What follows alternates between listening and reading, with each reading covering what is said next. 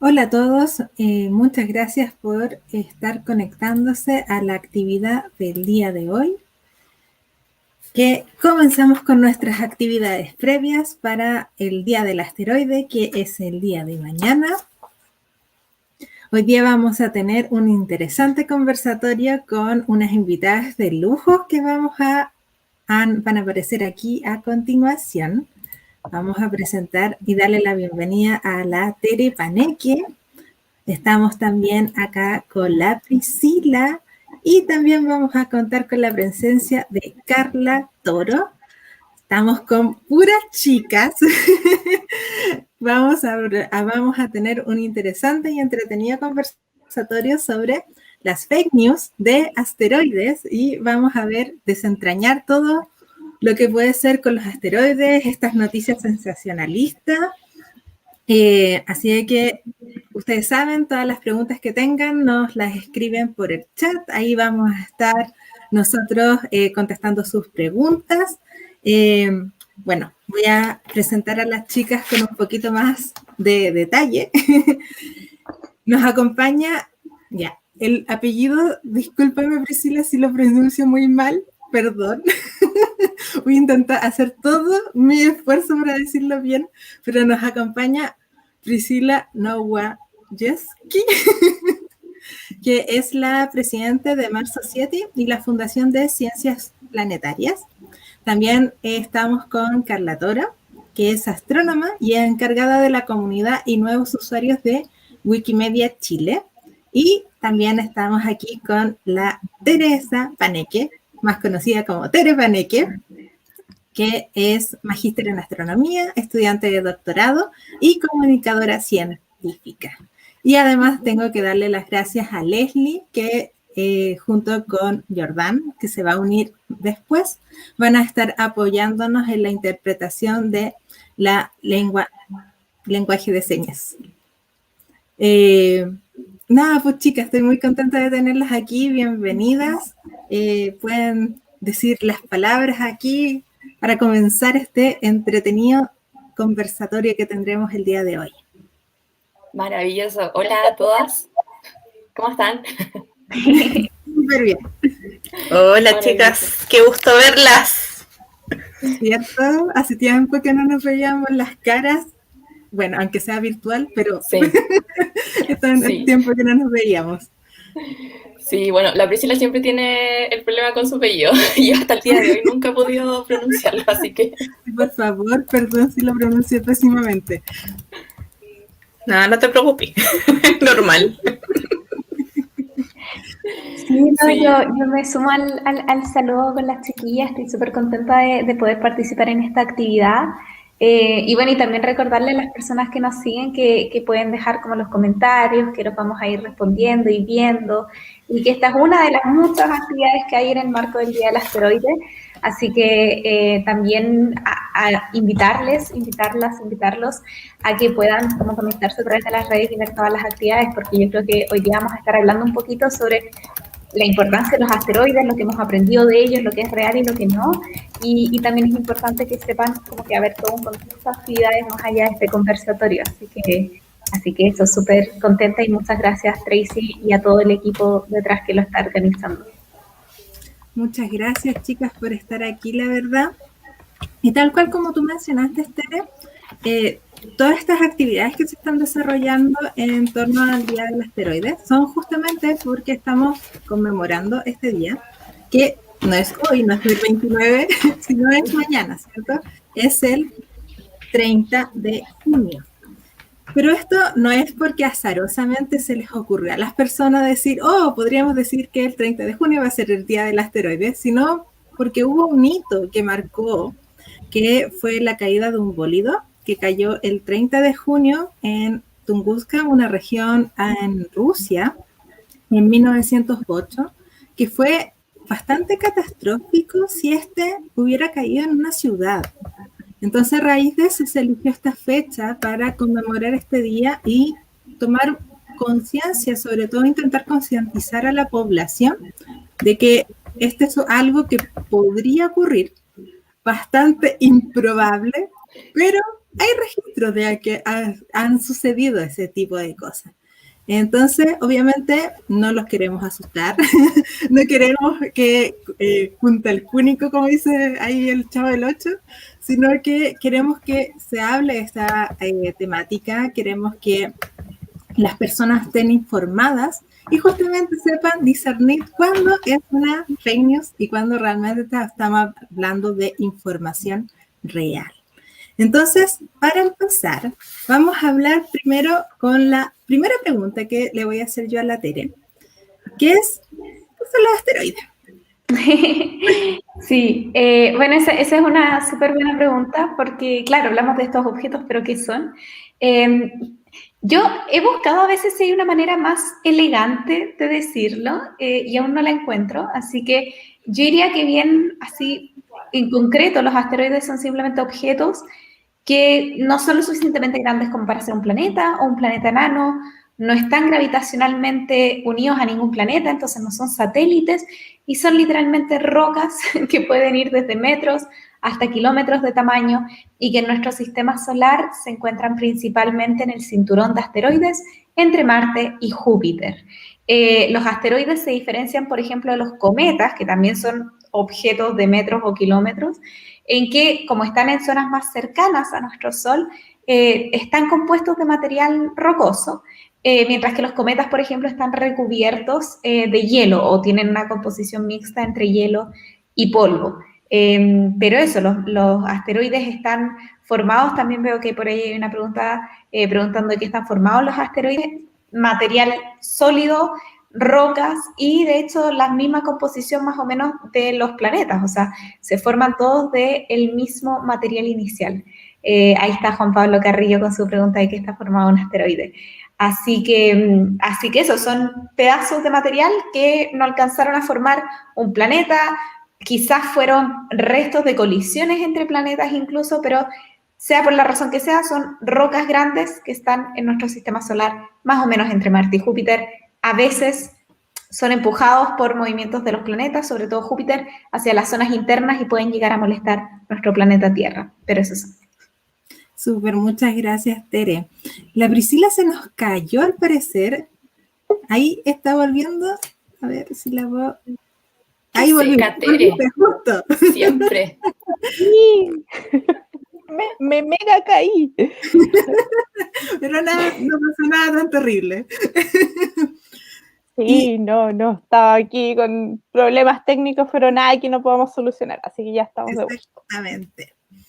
Ya, entonces después de esta magistral definición que nos dio la Tere de un asteroide, espero que nadie se lo olvide después de esto, la siguiente pregunta se la quiero dedicar a la Priscila, que ya volvió justo a tiempo.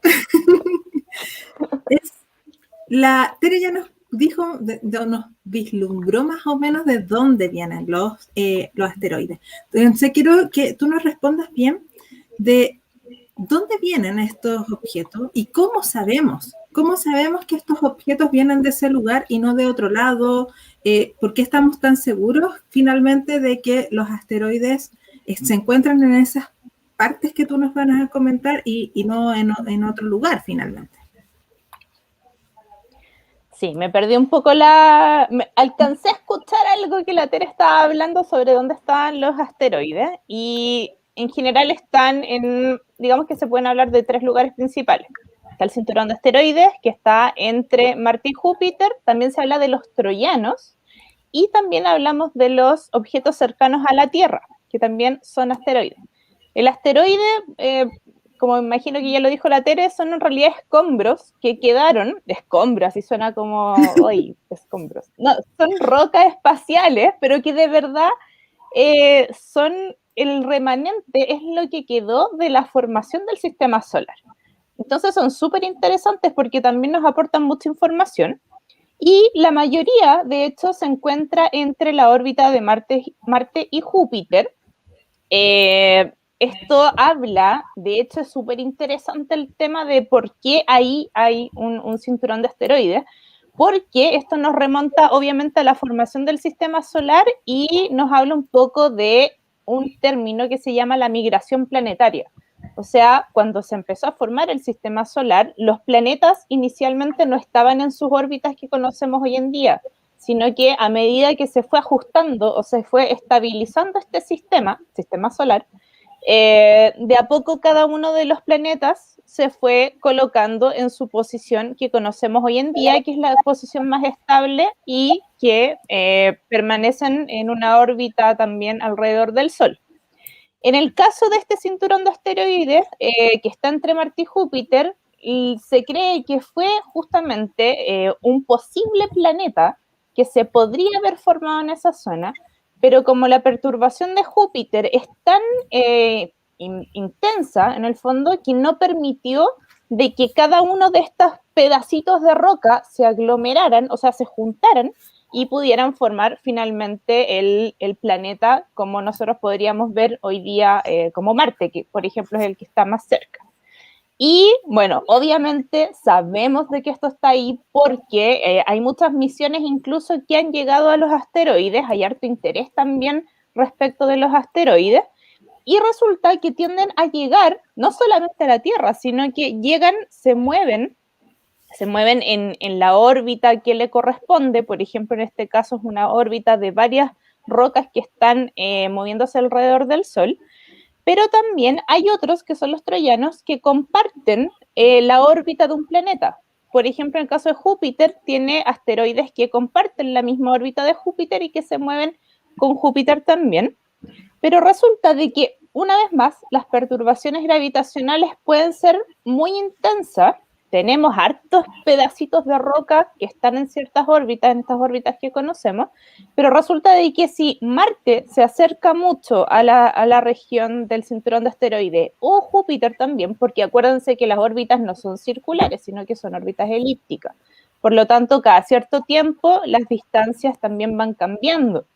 Entonces, si uno de estos planetas se acerca a este conjunto de rocas, eventualmente lo va a perturbar y va a lograr que salga de su órbita.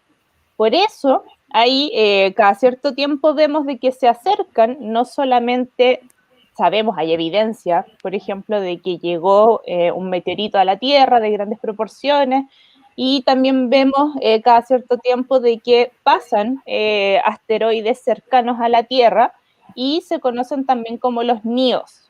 Y los NIOS, que son los objetos cercanos a la Tierra, tienden a tener una órbita también bastante precisa para poder llegar a ser clasificados de esa forma, y se sabe que se mueven, existen y están en esta zona porque fueron perturbados de su órbita original. Oh, se nos cayó justo la Priscila. No, Bueno. yo estaba muy entretenida escuchando. ¿Cierto?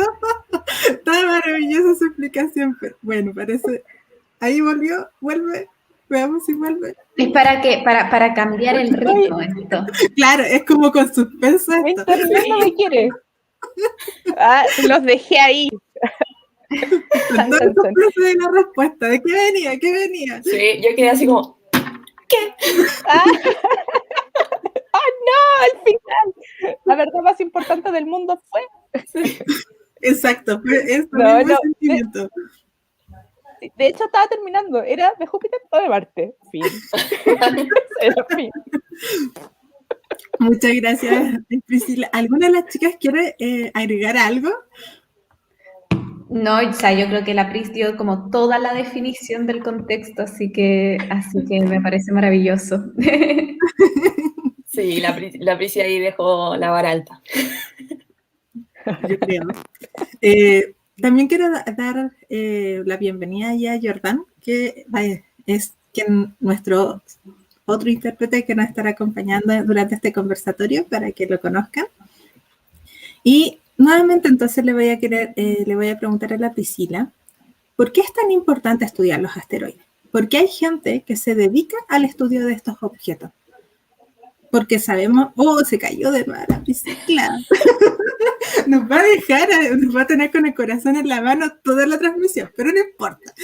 Bueno, pero igualmente yo puedo empezar a comentar también mientras la Pris se reconecta, porque de hecho va muy de la mano del área que yo estudio, que es la formación de planetas. Ahí volvió la Pris, justo. Pero les voy a adelantar como para terminar el avant premier de por qué nos sirven. Tiene que ver con que estos asteroides se forman al final del mismo material del cual se formaron todos los planetas de nuestro sistema solar, incluso nuestro Sol. Así que estudiarlo nos puede dar algunas señales de eso, pero la Pris, ahí, esa era como la introducción. Ahora la Pris lo va a desarrollar. No sé si la Pris La tiene rellena. La pregunta o... Sí, alcancé, ¿no? Sí. Hoy día no me quiere el internet, estoy sufriendo, juro que estoy sufriendo. No, mira, de hecho es re importante estudiar los asteroides y también los meteoritos. Acuérdense que hay que hacer la distinción de que el asteroide es en realidad la roca que está orbitando en el sistema solar y el meteorito es cuando luego de que esta roca se perturba llega finalmente a la superficie de la Tierra y lo conocemos como meteorito. ¿Qué nos puede decir esto? Bueno, muchas cosas. De partida es re interesante porque si nosotros llegamos a encontrar un meteorito, por ejemplo, o logramos estudiar un asteroide, que sale un poco más caro porque hay que mandar una misión fuera de la Tierra para poder estudiar un asteroide, de todas formas esto nos puede dar información de cómo se formó el sistema solar. Yo les decía, son como los escombros que quedan de la formación del sistema solar, pero la verdad es que son súper importantes porque esto nos da luces de qué pasó al inicio, cómo se formó y cuál fue el material, y ahí la Tere es la experta, cuál es el material que tenía esta nebulosa, esta nube primigenia y que fue la que finalmente generó los planetas que conocemos hoy en día. Pero resulta que también en el último tiempo, con estas misiones, cada vez hay más interés en estudiar asteroides, también se ha visto de que podrían eventualmente darnos luces de cómo se formó la vida en la Tierra. Acuérdense de que la Tierra es el único planeta que nosotros sabemos que existe vida, por lo tanto, tenemos que cuidarlo aún más. Pero resulta de que no sabemos cómo se formó la vida en la Tierra y probablemente también los asteroides, los cometas también son súper importantes, nos pueden dar información sobre este tema. Otras cosas que han pasado también en el último tiempo es que necesitamos saber de qué están hechos. Y viene un poco como una pregunta que espero llegar al final de la pregunta con mi super internet. Pero... también tiene que ver con que nos interesa saber de qué están hechos ante un eventual choque. Si es que viene otra vez un asteroide a la Tierra, no queremos que pase lo mismo que los dinosaurios. Por lo tanto, es importante de que sepamos de qué están hechos, cosa que Bruce Willis también nos dijo en la película y nos dio a entender de que había que saber de qué estaban hechos. Y finalmente... obviamente, y un tema que es muy reciente y es todo un tema dentro de la nueva industria espacial que se está generando, es la minería espacial. Y que es súper hipotética, pero los asteroides hoy en día también tienen mucho interés, se están abriendo estos nuevos campos dentro de la industria espacial y existe esto de la minería espacial que tiene su foco justamente en los asteroides. Así que no es solamente desde el lado científico, que obviamente todos queremos saber cómo se formó la vida, cómo se originó el sistema solar, pero también hay un componente interesante que se está abriendo en el último tiempo. Exactamente, muchas gracias, Priscila. Sabes que sentí que te caí ahí de nuevo y nos dejaba de caer el corazón en la mano. Te prometo, que se puede. Todo el tiempo así, pero le da más dinamismo a este conversatorio, más entretenido. Sí, le da el toque. Le da el toque. Y ahora le voy a hacer la pregunta a la Tere, ya que la Priscila dejó esta idea de que justamente tú te especializas en los estudios de los discos protoplanetarios. Entonces, ¿por qué saber de estos objetos ¿qué es lo que nos enseñan finalmente? ¿Qué es lo que nos pueden ayudar a vislumbrar el poder entender y estudiar estos objetos? Y también entender por qué es importante la preservación de los meteoritos también acá en la Tierra. Nosotros se sabe de que en Chile, por ejemplo, en el desierto de Atacama, donde se encuentran muchos de estos objetos, no hay nada que los regule, que la gente caiga un meteorito y la gente diga, uy, qué bonito, lo voy a tomar y me lo voy a llevar para mi pieza. Entonces, eso no es bueno para la ciencia, pero quiero saber por qué. ¿Por qué no es bueno para la ciencia? O sea, a ver, lo que pasa es que a nosotros una de las preguntas más interesantes es de qué materiales se formó nuestro planeta, de qué materiales se formó el sistema solar, porque si entendemos eso podemos compararlo también con otros sistemas, ¿no? Cuando uno observa otros sistemas jóvenes, uno ve un disco de polvo y gas y uno puede, a través también de muchas asunciones, poder caracterizar ese disco, poder caracterizar esa emisión, saber cuáles son los átomos, las moléculas predominantes, saber cuánto es la cantidad de polvo y gas. Muchas gracias, Andrés, por el comentario. Pero aquí en nuestro sistema solar, ¿cómo hacemos eso? Si yo estudio una roca de la Tierra o si estudio una montaña o lo que sea sobre la Tierra, todo eso ha estado bajo efecto de nuestra atmósfera y en el fondo, ¿cuál es el nombre cuando uno hace como un ecosistema, ¿no? El ecosistema que se ha desarrollado aquí en la Tierra. O sea, tenemos condiciones atmosféricas distintas, tenemos vida en la Tierra, tenemos grandes cantidades de oxígeno porque hay plantas. O sea, todo eso ha hecho que cambie, por supuesto, la química y la composición de nuestro planeta. Hoy en día es muy distinto tomar una muestra en Marte que una muestra en la Tierra, porque por supuesto que han habido procesos distintos a lo largo de los casi 5.000 millones de años que llevan estos planetas existiendo. Entonces, lo que tenemos que ir es ir como al material que está en bruto, el material que ha estado ahí todo el rato, que no ha tenido un ecosistema, que no ha tenido interacción con otras cosas. Y ese material en bruto, los asteroides son perfectos. Y los meteoritos, y de hecho voy a aprovechar de hacer publicidad porque yo tuve que aprender de los meteoritos para mi libro, El universo según Carlota, donde justamente hablan mucho de asteroides y meteoritos, y tuve que aprender por qué nos sirven los meteoritos. O sea, en el fondo, un meteorito ingresa a la atmósfera, se quema por el roce de la atmósfera. Entonces yo decía, o sea, ¿cómo lo estudian? Si se quema, también se ve perturbado de su composición inicial. O qué pasa si es que un meteorito lleva mucho tiempo, como tú decías, si es que está en el desierto, por ejemplo, por mucho tiempo. Si caen tantos meteoritos, ¿por qué solamente los encuentran en el desierto, por ejemplo? Y la respuesta a eso es que los meteoritos también son sensibles a las condiciones y a los cambios atmosféricos o de temperaturas que hay sobre la Tierra. Es distinto si un meteorito cae en una ciudad con un clima mediterráneo o que cambia o que es más estacionario, así cae en el desierto donde hay menor cantidad de humedad, donde hay un clima más estable y por ende va a poder preservar de mejor manera sus condiciones. Y lo otro es que cuando el meteorito pasa por la atmósfera, se crea este cascarón, un cascarón que es bastante delgado, de hecho es un par de milímetros de espesor, un cascarón delgado, pero el material dentro del meteorito uno lo puede estudiar y puede analizar esa composición. Entonces, como decía la Pris, es mucho más barato poder analizar la composición de un objeto que ya cayó a la Tierra que mandar una misión a explorar un objeto que está por fuera. Pero lo que nos interesa es eso, es saber a través del estudio de estos objetos, que también se hace, por ejemplo, con rocas lunares, entender cuál es la composición original que tenía esto y poder compararlo también con los otros sistemas que vemos. Y claro, Mauricio justo había preguntado eso en el chat de YouTube, cómo es que podía variar la composición de un asteroide al pasar a ser un meteorito. Y Mauricio no había visto tu pregunta, pero la estaba respondiendo sin saberlo. Pero como decía, es esto, se forma efectivamente un cascarón alrededor de esta roca cuando pasa por la atmósfera y después cuando llega a la Tierra. Este cascarón nos ayuda, número uno, a identificarlo como un meteorito, pero es una vez que cortamos el meteorito, que de hecho se hace con una sierra de diamantes. Yo no sabía todo esto y lo aprendí cuando escribí el libro. Se hace con una sierra de diamantes que nos permite abrir el meteorito y después lo que se estudia es lo de adentro. Y de hecho, algo que también aprendí recientemente, la Antártica es uno de los mejores lugares para buscar meteoritos, porque la Antártica es tan fría que al final termina siendo un lugar bastante seco.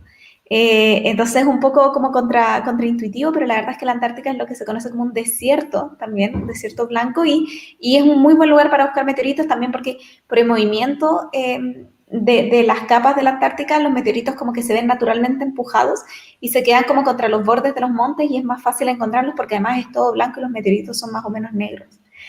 Y hay fotos de las expediciones a la Antártica de cómo los recuperan. Y estos meteoritos, una vez que los sacan del lugar donde los encuentran, los mían, los caracterizan, los catalogan y los tienen que meter en bolsas y transportarlos con mucho cuidado para que no se vean tan expuestos a las condiciones de humedad y atmosféricas de nuestro planeta que al final los arruinarían. Así que es complejo. Es complejo, pero se puede hacer y por supuesto es mucho más barato pillar un meteorito. Pero sí, pero hay que entender también como dato, ahora que estamos hablando de las fake news, al año a la Tierra llega un montón de material. O sea, la Tierra cada día es bombardeada por más de 100 toneladas de polvo y en partículas como del tamaño de arena. Una vez al año, un asteroide más o menos del tamaño de un auto choca contra la atmósfera terrestre, pero no alcanza a llegar a la superficie. Pero la Tierra es constantemente bombardeada por este tipo de objetos.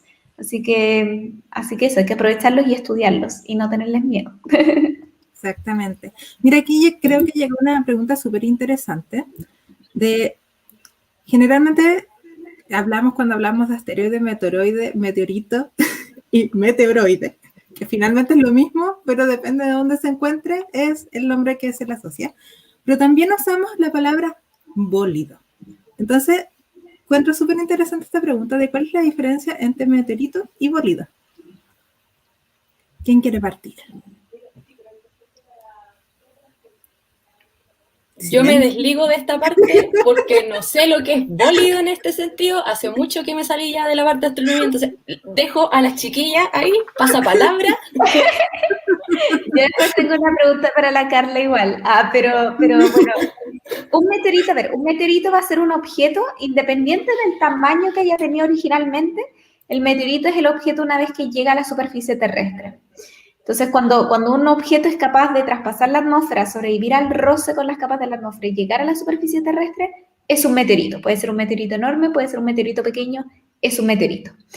Ahora, el bólido es un nombre que se le da dependiendo del brillo que tenga cuando pasa por la atmósfera. O sea, en el fondo, objetos, asteroides que sean más grandes o que vayan a mayor velocidad, van a producir mayor roce con la atmósfera y se van a iluminar más. Y hay una escala, yo no me la sé de memoria, pero hay una escala donde dependiendo del brillo que tenga el objeto va a ser su clasificación.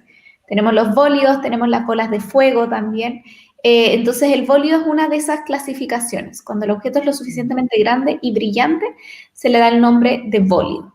Y cualquier objeto que llegue al suelo va a ser un meteorito. O sea, algo puede ser un meteorito sin ser un bólido y puede también ser un meteorito después de ser un bólido. Así lo entiendo yo, no sé si la Pris tenga otra apreciación que quiera agregar. Sí, ¿no? Como un poco ejemplo, acuérdense de, creo que fue en Siberia, no me acuerdo cuál fue el último bólido que se vio, típicos como en Rusia, porque ellos tienen muchas cámaras, no es porque sea un lugar como que tenga cierta preferencia donde caigan meteoritos, no, sino que es porque ellos usan muchas cámaras en los autos. Pero si se acuerdan, en general se tiende a ver cuando cruza el cielo un objeto muy, muy brillante. Ese es un bólido y de hecho hay veces donde el bólido puede fragmentarse en la atmósfera justamente por este roce y no alcanza a llegar a la superficie, u otras veces alcanza a llegar sí a la superficie restos de este material y que es el que finalmente se entiende como meteorito. Es un poco como para complementar. Súper, muchas gracias chiquillas por la respuesta. Y acá ya nos vamos a empezar a ir al tema ahí de conflicto, que vamos a ir entrando a poquitito en ese tema. Pero yo le voy a preguntar ahora a la Carla, va a dirigir esta pregunta, si existe algún sistema de seguridad, así como a nivel mundial, para poder predecir los choques de los asteroides, o si existe algún plan de desarrollar algo que nos podría ayudar en caso de, aunque esto suena como de ciencia ficción, y de hecho lo hemos visto en la ciencia ficción, ¿cierto? O sea, yo creo y espero que hayan visto, espero no estar tan vieja, pero yo creo que a muchos les suena esta película Armagedón, donde justamente la película es súper entretenida, pero súper poco científicamente hablando correcta, pero súper entretenida. Si no la viste, véanla. Donde justamente lo que se hace con la ciencia ficción y con esta película se toma un equipo que eran, no me acuerdo, eran como de petroleros y los mandan al espacio a explotar un meteorito. Algo súper probable que pase. Del día a día. Del día a día. Súper normal.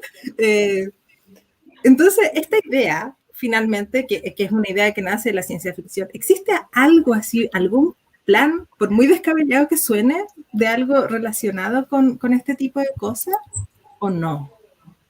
Cacha que al principio yo creo que todos como pensamos y vemos quizás Armagedón y decimos ya, obviamente la NASA tiene que tener ahí escondida su bomba nuclear para mandar al asteroide y así tal cual, como una cosa poca ahí, una bombita por dentro, pero como investigando igual un poco más al respecto, dejando un poco de lado ya el tema de sí, no es tan fácil llegar y mandar a personas a que vayan al asteroide y pongan una bomba, y, claro, a Bruce Willis.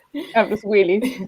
Pero independiente de eso, como si bien hay varios centros, porque son centros que se llaman como, que son para objetos cercanos a la Tierra, ya no necesariamente asteroides, o sea, obviamente en su mayoría sí, pero imaginemos hasta que sea un platillo volador, no sé, pero cosas como objetos cercanos a la Tierra. Y tienen todo su procedimiento como de poder observar, de hecho, independiente también de que sean asteroides en sí, todos los observatorios, todas estas cosas, igual siempre están observando el cielo, entonces igual siempre están monitoreando, pero específicamente está, por ejemplo, la ESA, que es la estación, no, la, ¿cómo se...? Agencia Espacial Europea. Eso, Agencia Espacial Europea, ahí está. Tiene su centro, que es como defensa espacial de objetos cercanos a la Tierra, pero más que nada lo que hacen es poder como monitorearlos y si por ABC motivo hay algo que hay que alertar, tienen listo como el mail, tienen listo como los canales para poder avisarle a, obviamente, todas las agencias en todo el mundo. Pero lo que hacen es simplemente observar, caracterizarlos y hasta el momento, que yo creo que algo bueno, no se ha llegado hasta el punto en que haya que hacer algo al respecto. ¿Ya? O sea, en el sentido de que no ha sido necesario llegar a hacer un Armagedón 2021. No ha sido necesario, pero también es porque lo que decía la Tere en un principio, hay mucho polvo, muchas cosas que caen a la Tierra y de hecho hay al año un asteroide del porte de un auto que cae a la Tierra, pero como se va deshaciendo en la atmósfera, no tiene mucha importancia en ese sentido. Ya la mayoría de los asteroides no nos afectan mucho y también, bueno, ahí yo creo que lo vamos a hablar en un ratito más, pero afecta también el tamaño que sea, porque claro, un asteroide pequeño que caiga no nos va a hacer mucho daño. Entonces, lo que hay son solamente estos centros que van monitoreando y ojalá que no en algún punto no nos tengan que decir agarre su mochila y vaya al búnker más cercano, pero hasta el momento yo creo que va todo bien. Así que existen, aunque uno no lo crea. Ahora, qué tan ciencia ficción sea, no sé, porque dudo que transparenten un poco si es que tienen algún mecanismo como para, no sé, dispararle al asteroide. Me estoy imaginando acá ciencia ficción, así, nivel mucho.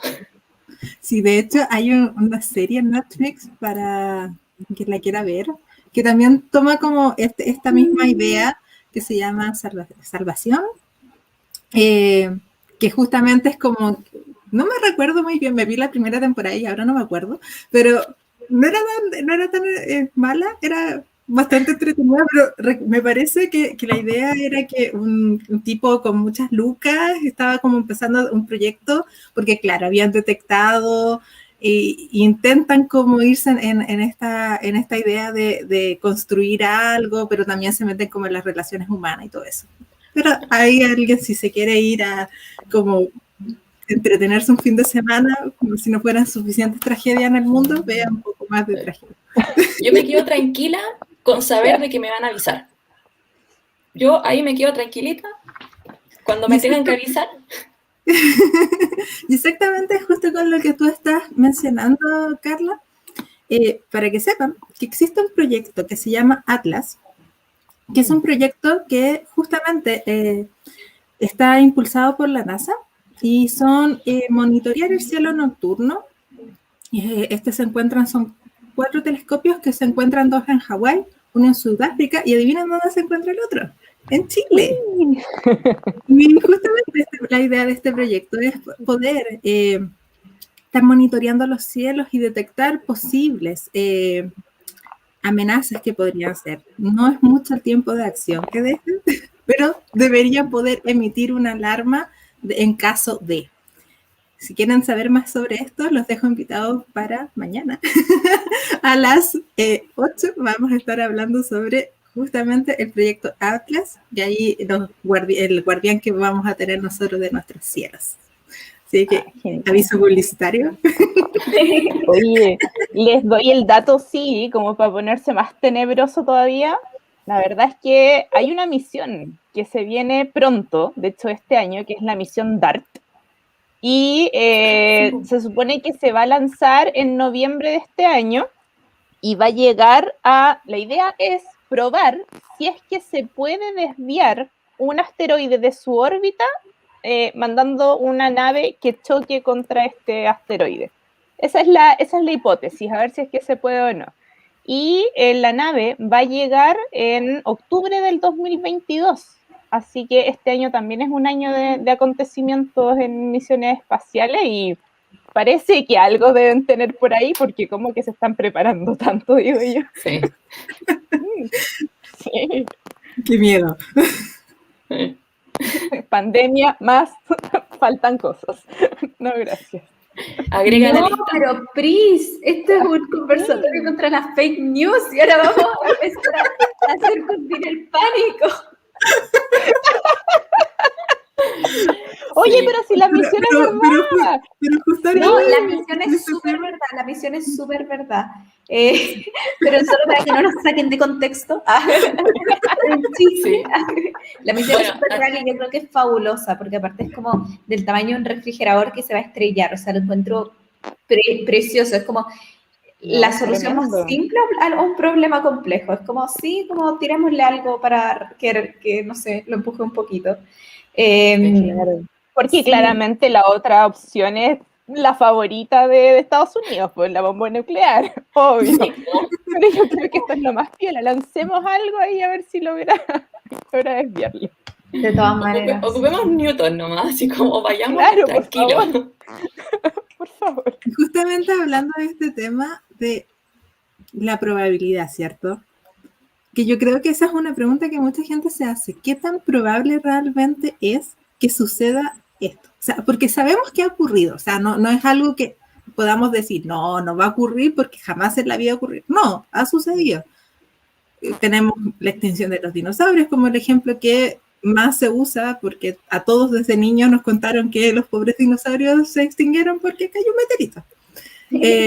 También tenemos el caso del bolido de Tunguska, que ya contamos que justamente se celebra el Día del Asteroide porque cayó un 30, pero de 1908.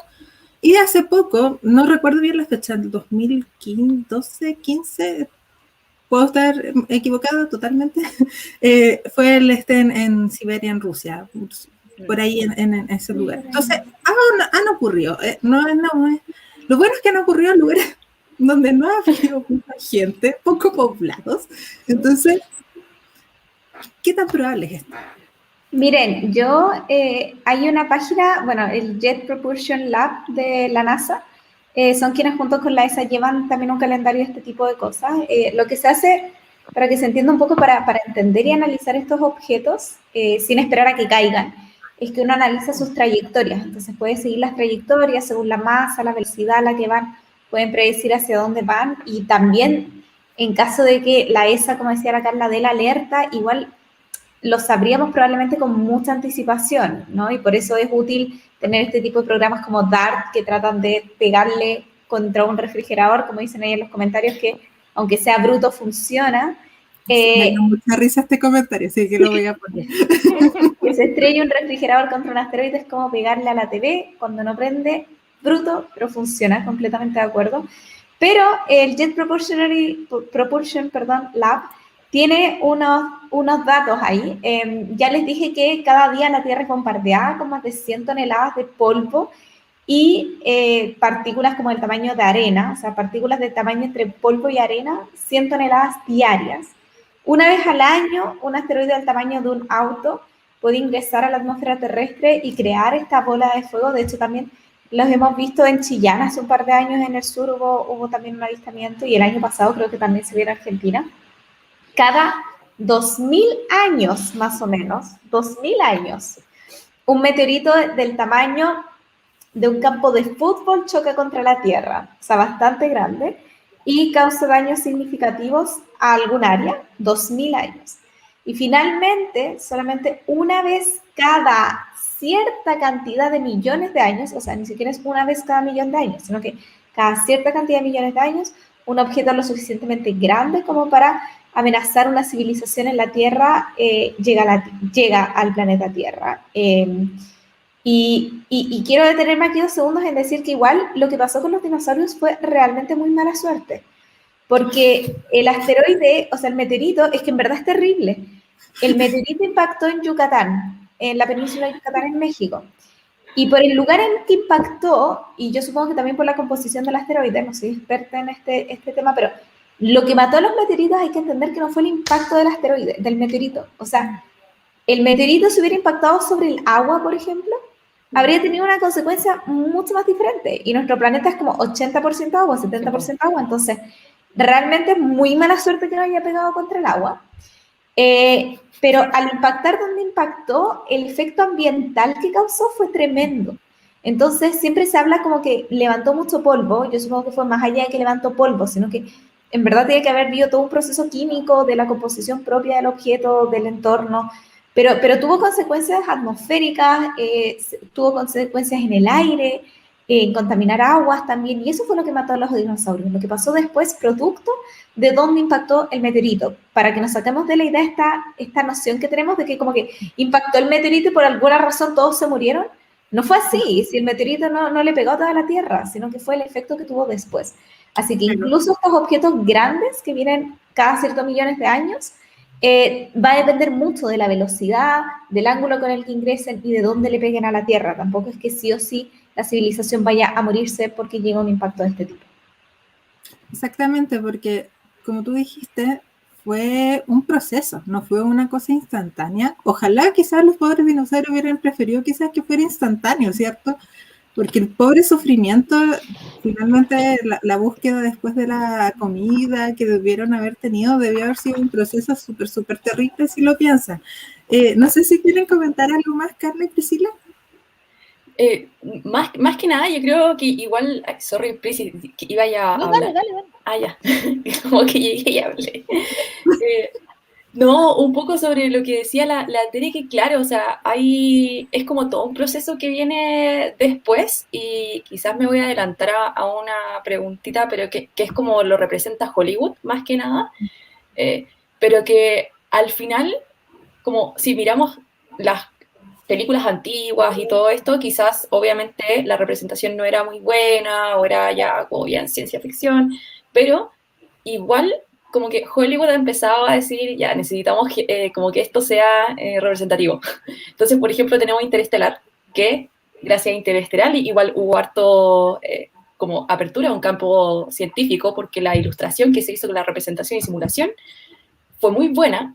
Entonces, yo me acuerdo haber visto ahora reciente una película, que no me acuerdo el nombre, pero era de un asteroide que impactaba la Tierra, pero que no lo podían parar, porque como iba muy rápido, cambiaba mucho como el dónde iba a caer. Entonces no se sabían dónde iba a caer. Y obviamente Estados Unidos y toda la cuestión, cuento corto, se fueron a Groenlandia, a unos búnker, y el asteroide efectivamente llegó e impactó la Tierra, ¿ya? Y sacó todo este polvo y todo esto, pero hicieron esa representación como de que chocaba, como en el punto en que chocaba, y se levantaba todo este polvo así. Entonces, si me preguntáis como a mí un poco de que esa película puede ser un poco más representativa, yo creo que sí, Y yo creo que eso más que nada pasa, o sea, el hecho de que el impacto y todo lo que va como después, como esa ola, por decirlo así, esa es la que mató a los dinosaurios. Pobre dinosaurio. Vengo a hacer una aclaración desde el lado atmosférico. Resulta de que efectivamente hay varias cosas que son bien interesantes en esto, y lo que ustedes hablan de el evento atmosférico que vino después de este impacto es una de las partes importantes que se estudia. Hay un área de estudio dentro de la climatología que se llama paleoclimatología. Entonces nosotros podemos entender cómo se comportó, o cómo era la atmósfera de la Tierra hace millones de años atrás. Entonces, eso se ve justamente gracias a la datación geológica. Tenemos la evidencia geológica de que eso efectivamente pasó. Un dato interesante de esto es que inicialmente no se sabía de que el impacto del meteorito que finalmente mató a la vida en la Tierra, no se sabía si es que era o no un evento local, regional o global en la Tierra, porque la primera evidencia que se encontró fue justamente en México, pero pasaron muchos años después para que llegaran otros investigadores en Italia y se dieran cuenta de que efectivamente existía este tipo de capa, este sedimento de iridio en el fondo dentro de las capas geológicas, que indicaba un cambio entre la biología que había anterior, en las eras geológicas anteriores, venía esta capa y luego resulta que no había vida en la Tierra, muy poca. Entonces recién ahí se dieron cuenta que efectivamente el impacto de este meteorito había sido un impacto global y que no solamente quedaba el rastro de iridio porque fue el meteorito que impactó, sino que lo que pasó es que justamente el polvo que se levantó, hay que pensar en el efecto invernadero. Ahora, ¿qué tanto se habla del efecto invernadero? Bueno, resulta que el efecto invernadero es beneficioso para la Tierra, es lo que ayuda a mantener las temperaturas templadas. Pero si nosotros agregamos polvo, resulta que el efecto invernadero es básicamente gases que ayudan a levantar la temperatura de la atmósfera y de la superficie, pero resulta de que si nosotros agregamos polvo, el polvo empieza a cubrir la radiación que llega desde el sol y eso empieza a enfriar la superficie. Entonces no fue solamente que quizás no podían respirar, sino que las temperaturas empezaron a bajar también. Y eso es uno de los grandes problemas de que se vieron por este impacto, además de la evidencia que existía de que efectivamente la vida empezó a desaparecer. Súper, muchas gracias. Y ya, yo imagino que todo el mundo, en algún momento de su vida, ha visto este tipo de titular. Lo voy a poner ahí un poquito más en grande, ¿cierto? Y siempre es la NASA. Siempre parten con la NASA, anuncia la fecha exacta del impacto de un asteroide peligroso. O siempre hemos visto como la NASA anuncia que va a caer un asteroide. Siempre tenemos ese tipo este tipo como de noticias que en algún momento hemos visto y obviamente mucho nos ha dado rabia, ¿cierto? Pero a ver si podemos explicarles un poco a la gente por qué este tipo de noticias tan sensacionalistas finalmente no ayudan. Carla, a ver si nos puedes ayudar con esta, desde la parte de las comunicaciones finalmente. Sí, es que es un tema igual como denso, todo lo que tiene que ver con las fake news, más que nada porque pasa mucho por un término que a mí personalmente en español no me gusta mucho, porque es la alfabetización científica, ¿ya? Que en verdad, como que en español cuando te dicen alfabetización científica o alfabetización en sí, o sea que te están diciendo que uno no es alfabeto en algo, yo me siento como, ¿pero cómo? Pero en inglés el término es un poco más amigable y es como science literate, como, ¿ya? Pero más que nada, como, ¿qué dice ese término? Es de que la gente igual pueda entender un poco sobre el ámbito científico.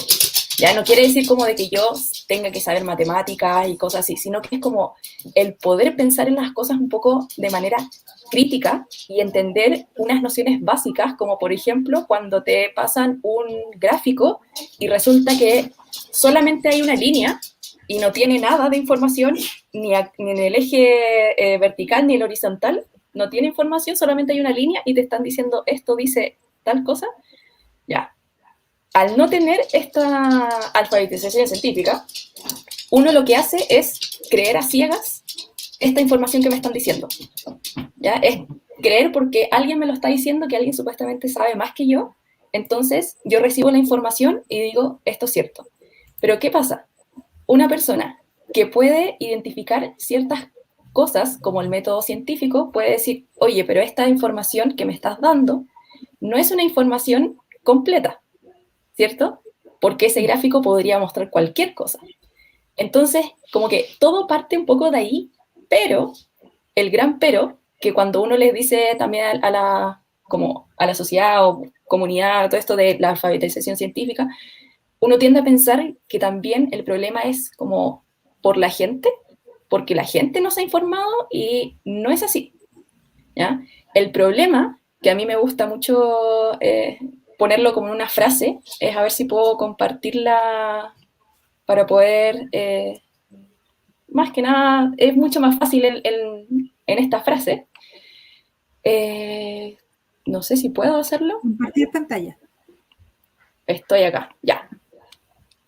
Bueno, esta es la frase que está, que más que nada lo que me dice es que es una consecuencia muy mala de que los artículos científicos estén detrás de las murallas de pago, es que lamentablemente la pseudociencia, o en este caso la desinformación, no está detrás de murallas de pago, ¿ya? Entonces, cuando uno busca información en Internet, si es que yo quiero saber cosas sobre las vacunas, cosas sobre algunos temas que lamentablemente son más desinformativos, si yo quiero la fuente, muy probable me voy a encontrar con un paper que va a estar en una muralla de pago y me va a pedir $30 para poder leerlo.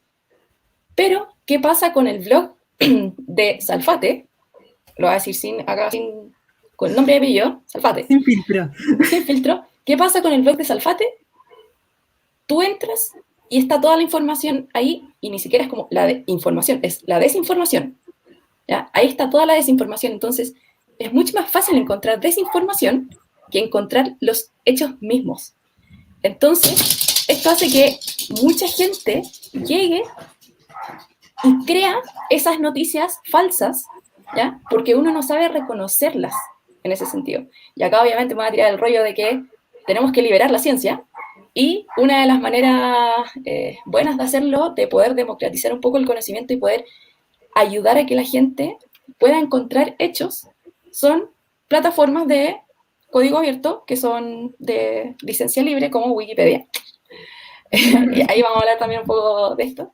Pero el foco parte primero como de poder reconocer ciertos aspectos que están en el día a día y que también vienen desde la alfabetización científica a la alfabetización digital, también, que son como cosas distintas, que esas te dan las herramientas para, uno, no creer todo lo que está en Internet, como, no porque esté en Internet es cierto, pero también el poder dudar y poder buscar como una segunda opinión, más que nada, y no tanto opinión, sino que buscar la fuente donde está lo que te están diciendo.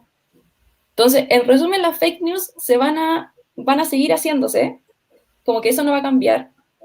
Falta mucho para que uno pueda decir, ya no hay más fake news, pero sí lo que podemos hacer es poder darle las herramientas a la gente para que pueda reconocer y pueda decir, oh, no porque en el titular dice la NASA, porque estamos claros, que diga la NASA es solamente para darle la entidad como más primordial del espacio, está diciendo que esto es así, es solamente por eso.